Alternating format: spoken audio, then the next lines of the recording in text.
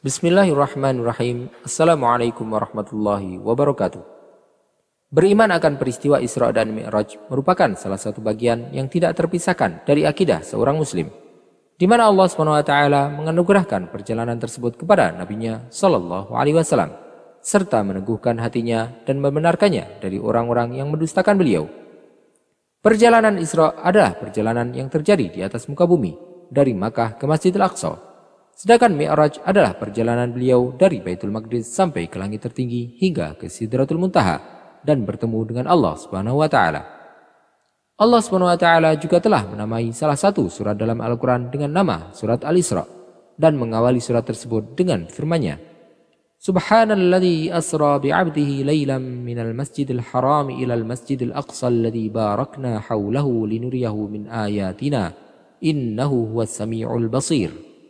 Maha suci Allah yang telah memperjalankan hambanya pada malam hari dari Masjidil Haram ke Masjidil Aqsa yang telah kami berkahi sekelilingnya, agar kami perlihatkan kepadanya sebagian tanda-tanda kebesaran kami. Sesungguhnya Dia Maha mendengar, Maha melihat. Dalam sebuah hadis sahih, Rasulullah Shallallahu Alaihi Wasallam juga memberitahukan bahwasanya beliau salat berjamaah dengan para nabi dan rasul yang lain dalam perjalanan tersebut. Salat tersebut dilaksanakan di Masjidil Aqsa. Bagaimanakah Rasulullah Shallallahu Alaihi Wasallam bertemu dengan saudara-saudara beliau dari para nabi dan rasul serta salat mengimami mereka padahal beliau masih hidup sedangkan mereka telah wafat?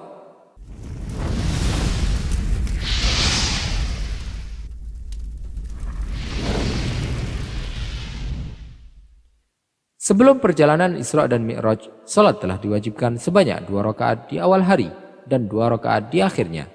Maka Rasulullah Shallallahu Alaihi Wasallam mendirikan sholat tersebut bersama para nabi sebelum sholat diwajibkan dengan tata cara yang menjadi syariat bagi kita sampai saat ini. Abu Hurairah radhiyallahu anhu meriwayatkan bahwasanya Rasulullah Shallallahu Alaihi Wasallam bersabda, "Waqad ra'aituni fi jama'atin minal anbiya, fa idza Musa qa'imun yusalli, fa idza rajulun darbun, ja'adun ka'annahu min rijali shanu'ah, wa idza Isa bin Maryam alaihi salam qa'imun yusalli." Aqrabun nasi bihi syabahan Urwatu bin Mas'ud al-Thaqafi, wa idza Ibrahim alaihi salam qa'imun yusalli ashbahun nasi bihi sahibukum ya'ni nafsah fahanatis salah fa'amamtuhum.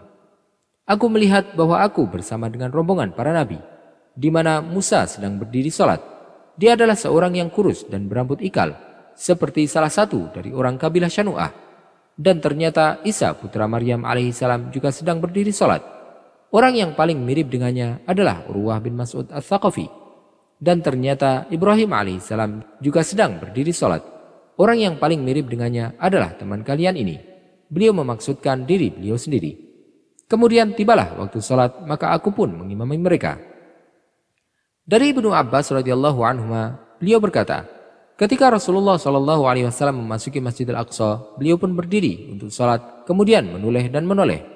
Ternyata para nabi seluruhnya salat bersama beliau.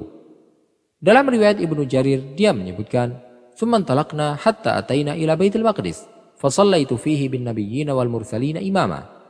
Kemudian kami berangkat sampai tiba di Baitul Maqdis, dan aku pun salat di sana bersama para nabi dan rasul sebagai imam. Para ulama berbeda pendapat apakah salat yang beliau lakukan tersebut didirikan sebelum beliau dinaikkan ke langit ataukah setelah beliau turun darinya. Pendapat yang lebih kuat adalah bahwasanya salat tersebut dilakukan sebelum beliau dinaikkan ke langit. Al-Hafidz Ibnu Hajar berkata, Al-Qadhi Iyad berkata, ada kemungkinan Rasulullah Shallallahu Alaihi Wasallam salat bersama para nabi di Baitul Maqdis. Kemudian sebagian dari para nabi tersebut naik ke langit yang mana beliau bertemu dengan mereka. Dan ada kemungkinan juga salat tersebut dilakukan setelah beliau turun dari langit dan para nabi yang beliau temui di langit juga turun. Al-Hafidz Ibnu Katsir berkata, pendapat yang benar adalah bahwasanya Rasulullah Shallallahu Alaihi Wasallam bertemu dengan para nabi tersebut di langit. Kemudian beliau turun bersama mereka ke Baitul Maqdis dan sholat bersama-sama di sana. Setelah itu beliau menaiki buraq dan kembali ke Makkah. Pertanyaan utamanya adalah bagaimana Rasulullah Shallallahu Alaihi Wasallam sholat dengan para nabi serta bagaimana beliau menemui mereka di langit padahal beliau masih hidup dan mereka telah wafat. Seorang muslim harus meyakini bahwasanya kehidupan di alam barzakh tidaklah seperti kehidupan dunia, dan hukum alam yang terjadi di dunia tidaklah terjadi di sana.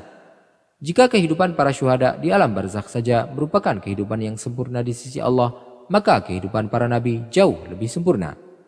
Oleh karena itu, setiap muslim harus beriman dengan kehidupan tersebut tanpa berpikir bagaimana cara dan hakikatnya, kecuali yang disebutkan dalam wahyu yang diturunkan oleh Allah Subhanahu wa taala. Allah taala berfirman berkenaan dengan kehidupan para syuhada. "Wala tahsabannal ladzina qutilu fi sabilillahi amwata bal ahya'un 'inda rabbihim yurzaqun." Dan jangan sekali-kali kamu mengira bahwa orang-orang yang gugur di jalan Allah itu mati.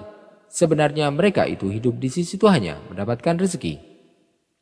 Dari Anas bin Malik radhiyallahu anhu, dia meriwayatkan bahwasanya Rasulullah shallallahu alaihi wasallam bersabda, "Al-anbiya'u ahya'un fi quburihim yusallun."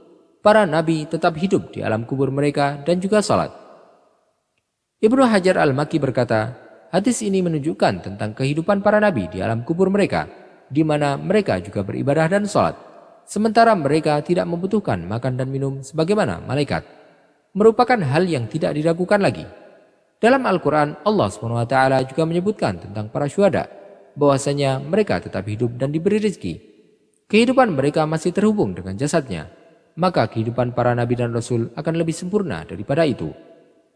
Perlu diketahui bahwasanya kehidupan bagi para nabi yang disebutkan dalam hadis tersebut merupakan kehidupan di alam barzakh dan tidak ada kaitannya dengan kehidupan di alam dunia. Oleh karena itu, wajib untuk mengimaninya tanpa membanding-bandingkannya dengan kehidupan dunia atau mencari tahu bagaimana kaifiatnya. Pertanyaan yang lain adalah, apakah bertemunya Rasulullah SAW dengan saudara-saudara beliau dari para nabi terjadi dengan jasad dan ruh mereka, ataukah dengan ruh mereka saja? Ada dua pendapat di kalangan ulama. Al-Hafidz Ibnu Hajar berkata, mungkin akan menjadi pertanyaan, bagaimana beliau melihat para nabi di langit, sementara jasad mereka dimakamkan di bumi? Jawaban dari pertanyaan ini adalah bahwasanya ruh mereka dinampakkan dalam wujud jasad mereka, atau bahwa jasad mereka didatangkan untuk bertemu dengan Rasulullah SAW pada malam tersebut sebagai bentuk kemuliaan bagi beliau. Pendapat yang lebih kuat adalah bahwasanya beliau bertemu dengan ruh mereka yang diwujudkan dalam bentuk jasad mereka selain Nabi Isa alaihissalam, di mana beliau diangkat dengan ruh dan badannya.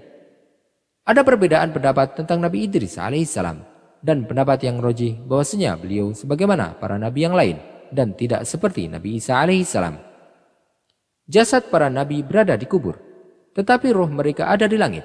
Maka kejadian yang telah ditakdirkan oleh Allah SWT dari pertemuan Rasulullah SAW dengan mereka adalah dengan ruh para nabi yang telah ditampakkan dalam wujud jasad mereka sebenarnya. Al-Hafidz Ibnu Rajab Al-Hambali berkata, para nabi yang dilihat oleh Rasulullah SAW di langit adalah ruh mereka, kecuali Nabi Isa alaihissalam, karena beliau diangkat dengan jasadnya ke langit. Para ulama juga berbeda pendapat tentang para nabi ketika Rasulullah SAW bertemu dengan mereka di malam tersebut.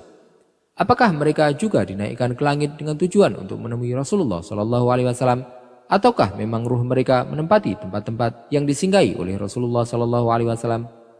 Ulama yang berpendapat bahwa ruh mereka juga dinaikkan ke langit di malam tersebut mendasarkan pendapatnya pada hadis yang diriwayatkan oleh Imam Muslim dari Anas bin Malik radhiyallahu anhu, bahwasanya Rasulullah SAW bersabda, "Marartu ala Musa lailata usriya bi 'indal kathibil ahmar wa huwa qa'imun yusalli fi qabri." Aku melewati Nabi Musa pada malam Isra Mi'raj di Bukit Merah dalam keadaan beliau sedang berdiri salat di kuburnya. Hadis tersebut menunjukkan bahwa Nabi Musa alaihissalam juga dinaikkan ke langit di malam tersebut. Hadis ini juga menunjukkan bahwasanya Nabi Musa alaihissalam tidak bisa untuk berpindah-pindah dari satu tempat ke tempat lain dengan jasad beliau. Tetapi perpindahan tersebut dialami oleh ruh beliau. Oleh karena itu, ketika Rasulullah SAW melihat Nabi Musa alaihissalam sedang salat di kuburnya, kemudian beliau kembali melihatnya di Baitul Maqdis, dan setelah itu menemui beliau di langit ke-6, perpindahan tersebut berlaku pada ruh Nabi Musa alaihissalam saja dan bukan badan beliau. Perjalanan Isra dan Mi'raj dan peristiwa salatnya Rasulullah SAW bersama para nabi sebagai imam menunjukkan bahwa beliau adalah pemimpin para nabi dan bahwasanya syariat beliau adalah syariat yang meliputi semua umat dan menghapuskan semua syariat yang telah ada sebelumnya. Wallahu ta'ala a'lam wa sallallahu wa sallama wa baraka ala sayyidina Muhammadin wa ala alihi wa sahbihi ajma'in.